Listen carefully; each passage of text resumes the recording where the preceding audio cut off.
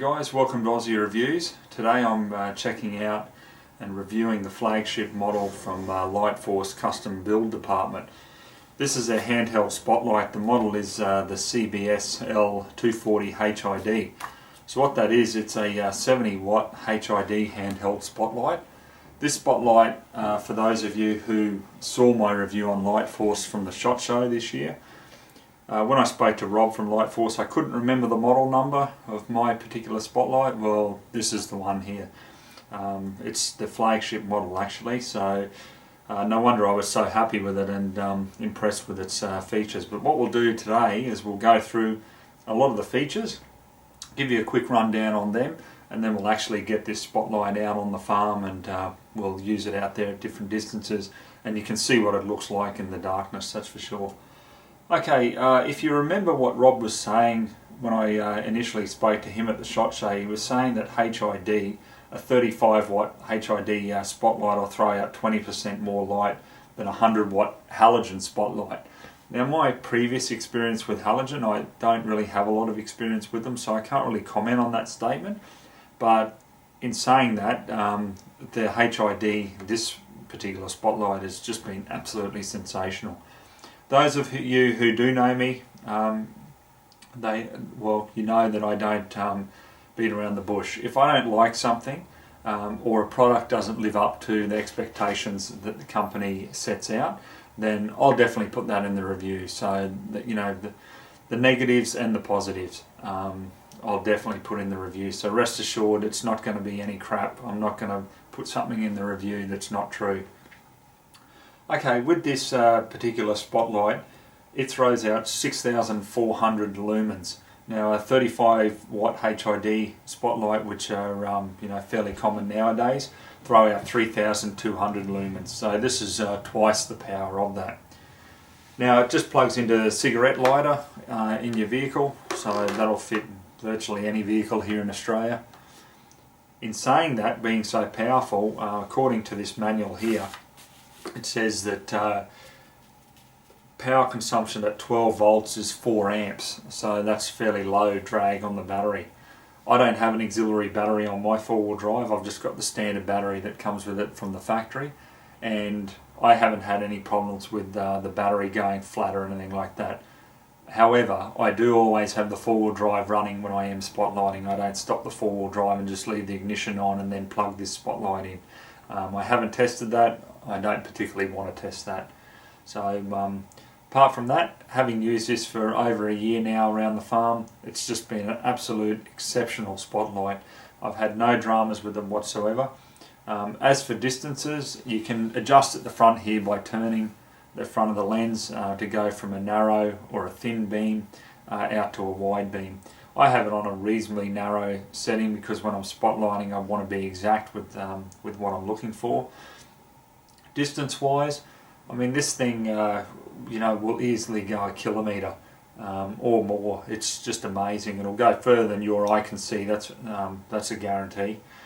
Now they say that HID in general can penetrate the darkness 1.5 to 2 k's away. With this particular model, I very much doubt that to be false. I haven't tried it myself. In other words, I haven't put this light on at say 1,000 meters or 2,000 meters and then look through a spotting scope or a high quality rifle scope to see what sort of detail I could see at that distance. But I have no doubt that it definitely can do that. My limit with this, as I say, has been on the farm, so anywhere up to like 500-600 meters, that sort of thing. There's definitely been no problem with me making out the detail of different objects at those ranges. Now, it's made of a composite plastic. It's very tough and durable, very hard. I mean, I've had this getting knocked around in the ute, and I mean you can hardly see any marks on it at all. It looks brand new. It's very, very durable. You've just got the on-off switch here, okay, just for your finger. Makes a noise obviously when you click it on and off, so you can hear it out in the field. And overall, it's just a really sturdy unit. It weighs about 1.2 kilos, so I mean it's not massively heavy, but it's still solid to know that you're getting decent enough quality from it. So what we'll do is we'll go out in the field, we'll get around the farm now, and I'll use this spotlight at different distances and give you all a look at how it actually, looks in the field. Okay, turning the spotlight on, you can see that it is really, really bright. It goes through a warm-up period of about 5 to 10 seconds, I've found, with this particular model, and then it's like at its maximum brightness. So if you look just on the ground, I mean, I've got that on a reasonably thin and direct beam, and it's actually making me squint looking at the center of it with the naked eye. It's actually really, really bright, and you can see most of the areas highlighted up quite sufficiently as well. So if we go back, like we've got a tree here that's only about 15-20 meters away, and you can see if I put the beam on that, just how bright all the leaves and everything look on it. So it is fairly good. I mean, this is only a closer distance, but you can see just the power of the beam there. So we've got a tree in the background here that's about probably 70 to 80 meters back. So if I shine on the upper branches of that, you can see just how much that's highlighted.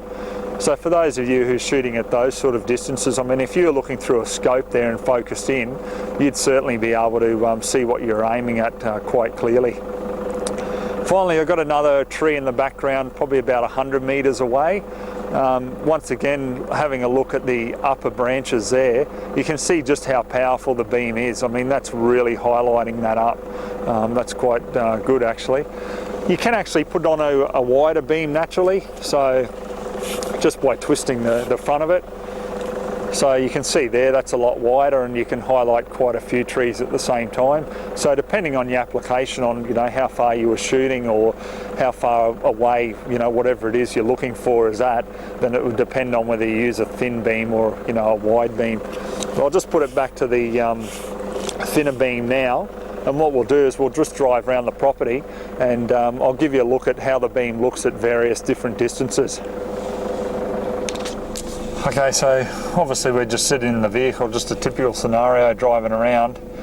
Now if you actually have a look there, like if you were spotlighting for, say rabbits or something in the brush, well, you can see there the power of this beam really lights up the area and beyond it.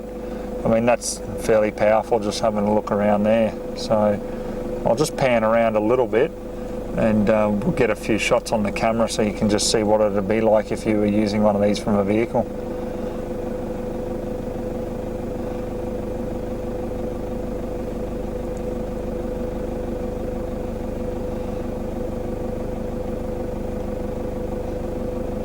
Okay, so here we are. We're going to have a look at a bit more of a greater distance. Now, we've got the ridge line here of the mountain. Now, right up the top there, if you can pan in, I can actually see here with the naked eye branches. They're probably about a good 600 meters away. It's a fair way away. But as you can see, like the spotlight beam, easily gets up there and lights up that area. So if you're looking through a scope at a greater distance, I mean, this beam's got the capability to light up the area that you want it to. So coming back down, there's a tree there, probably about 100, 150 meters away. I mean, the beam there is more than adequate to light that up. So, shooting at those distances, looking through a decent quality optic, it's certainly going to be able to light up that area for you to take an accurate enough shot. Then it's coming back down here just into the field. We're looking at 25, 30 meters here. And just in general, looking around, I mean, the amount of light this particular spotlight throws out is just amazing. And, this is just on that thin beam. So it really is good. And I mean, if I put it back to a thicker beam, or a wider beam there, you can see just in the short distance there, just how much of an area it lights up. So I'll have a look around the other side of the ute here.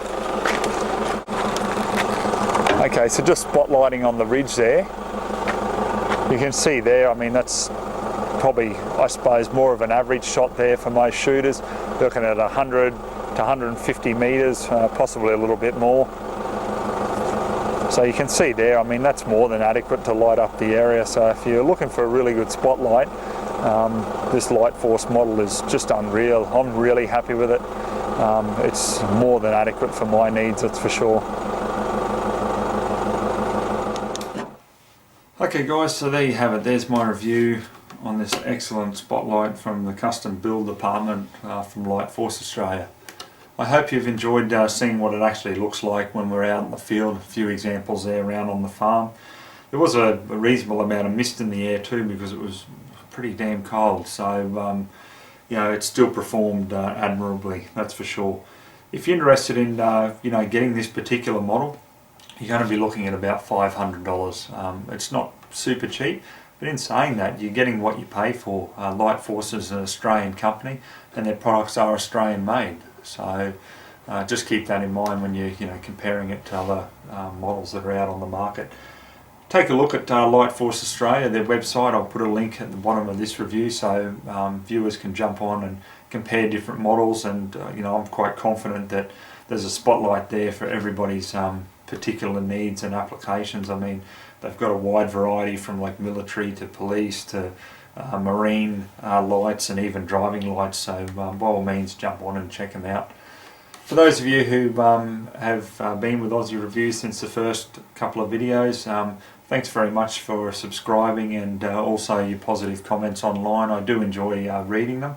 For those of you who have just joined us here and only seen 1 or 2 videos, please remember to subscribe. Aussie Reviews is my channel under YouTube, and look forward to getting more of these reviews done in the future, so stay tuned.